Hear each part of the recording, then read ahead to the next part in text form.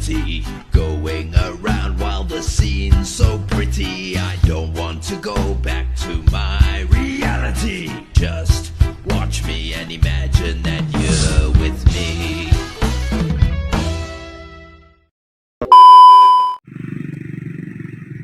Assalamualaikum warahmatullahi wabarakatuh. Kembali lagi bersama saya Taufik di Skrider Channel. Apa kabar kalian? Semoga kalian baik-baik saja dan sehat selalu ya teman-teman. Amin. Nah, sesuai dengan judul video kali ini, kita akan membahas cara berkendara irit dengan motor kopling nih teman-teman. Sebelum kalian nonton video ini sampai habis, jangan lupa bantu subscribe dulu ya teman-teman. Nah, hal yang pertama yang harus kalian lakukan atau perhatikan untuk berkendara irit menggunakan motor kopling nih teman-teman, atau motor model sport adalah ini nih. Kalian harus memperhatikan tekanan ban angin ban kalian, jangan sampai tekanan ban ini rendah ya teman-teman. Kalau rendah kan tentunya itu mempengaruhi performa atau lajur kendaraan kalian nih. Ini juga jangan sampai ada tekanan ban angin yang rendah atau nggak sesuai dengan standarnya ya teman-teman. Dan tentunya kalau udah di bawah standar itu akan membuat motor kalian tarikannya makin berat, dan itu mempengaruhi konsumsi bahan bakar nih teman-teman. Hal yang harus kalian perhatikan juga adalah penggunaan knalpot. Yap, ini sangat berpengaruh dalam pengefisienkan bahan bakar ya teman-teman, karena ini kan lajur pembuangan karbon di dalam nih teman-teman, atau pembuangan mesin kalian.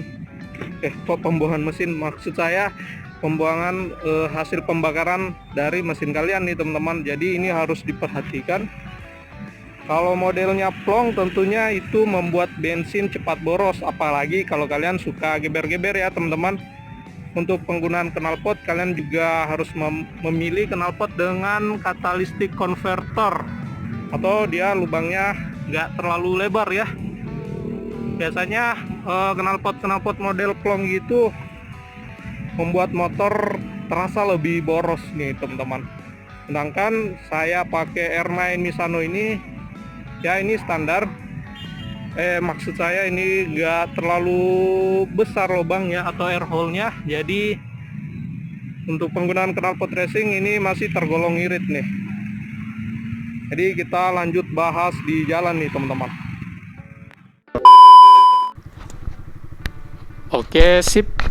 Nah, selanjutnya kita bahas di jalan dan hal yang harus kalian lakukan agar motor kalian lebih irit jika dikendarai adalah bermain di RPM rendah atau menjaga RPM kalian tetap stabil dan gak tinggi ya teman-teman. Contohnya kita berada di gigi 2 ini nih, dan RPM-nya tetap rendah dan stabil nih tentunya. Kenapa? Tentunya ini mempengaruhi efisiensi pembuangan gas atau karbon dalam pembakaran mesin kalian ya teman-teman. Kalau kalian bermain di RPM tinggi, tentunya konsumsi bahan bakar juga lebih ngisep nih, atau lebih cepat menguap. Jadi ya, agar motor kalian terasa lebih irit, tentunya kalian bermain di RPM rendah aja nih teman-teman. Atau ya bawa motornya santai, kalem, nggak usah geber-geber. Nah, ini juga yang mempengaruhi kenapa sih motor itu terasa lebih boros jika dipakaikan knalpot racing, ya akibat suka geber-geber. Ya walaupun itu nggak signifikan ya teman-teman, tapi ada pengaruhnya dikit nih teman-teman. Rata-rata yang udah menggunakan knalpot racing, motornya akan terasa lebih boros karena sering digeber-geber. Nah, kalian juga harus memperhatikan perpindahan gigi nih teman-teman. Jadi untuk perpindahan giginya kalian juga stabilkan, jangan ganti gigi pas motornya udah ngeden. Ya sama, kalian harus tetap menjaga RPM-nya agar lebih rendah nih teman-teman. Nah, untuk membuat motor kopling kalian lebih irit lagi, aduh dipepet bentor cok. Apa tadi nih? Lupa cok. Oh ya, kalian harus memilih bahan bakar yang sesuai dengan spesifikasi motor kalian. Contohnya Yamaha R15 V3, dia kan kompresi mesinnya sekitar 11 banding 6 tuh.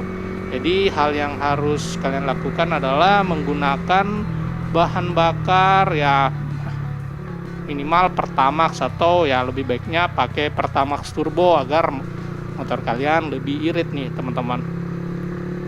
Jadi gitu, kalau nggak sesuai dengan spesifikasi bahan bakar motor kalian, tentunya motor kalian akan terasa lebih boros ya, atau pembakarannya nggak efisien, atau ya gampang nguap nih istilahnya cok.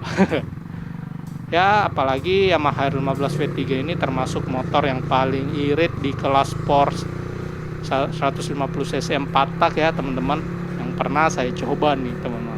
Jadi ya walaupun ini udah saya pakai berhari-hari, tapi ini masih, contohnya saya isi 25.000 itu bisa pemakaian sampai 3 hari nih teman-teman untuk keliling kota cuy.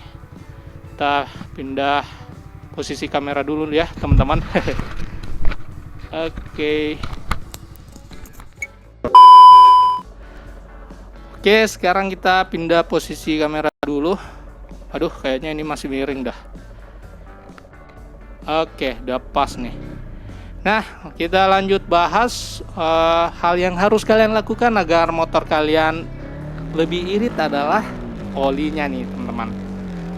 Untuk motor kopling yang sering digunakan dengan intensitas tinggi, yang harus kalian perhatikan adalah penggantian olinya nih teman-teman. Sebab jika oli jarang diganti olinya atau nggak teratur, itu tentunya membuat performa mesin kalian menurun. Itulah mengapa sangat penting untuk mengganti oli, sebab mesin akan menjadi lebih tahan lama dan konsumsi bahan bakarnya dapat lebih efisien. Nah, gue saranin nih ketika mau ganti oli, kalian misalnya kalau mau berpergian jauh nih, hal yang harus kalian lakukan adalah mengganti oli terlebih dahulu nih teman-teman, agar performa selama di perjalanan dapat maksimal dan penggunaan bakarnya lebih optimal nih teman-teman.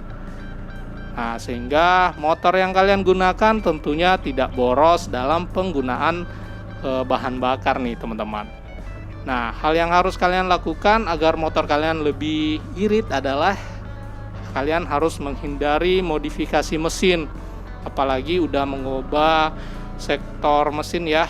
Apalagi kan motor sport nih paling sering udah di bore up dan tune up segala, bore up segala macem ya, dan itu tentunya membuat motor kalian akan lebih boros nih, karena ya performanya udah ditingkatkan dan pembuangan bahan bakarnya juga udah nggak efisien ya teman-teman, karena udah nggak standaran pabrik.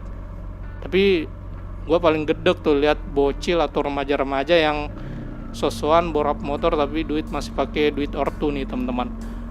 Udah ngabisin duit, bensinnya juga boros pula, dan buat beli bensinnya kan juga rata-rata bocil kayak gitu masih ngandelin duit orang tua cuy. Jadi ya kalian harus perhatikan mesinnya, jangan sampai kalian mau kenceng tapi ya motor kalian malah lebih boros.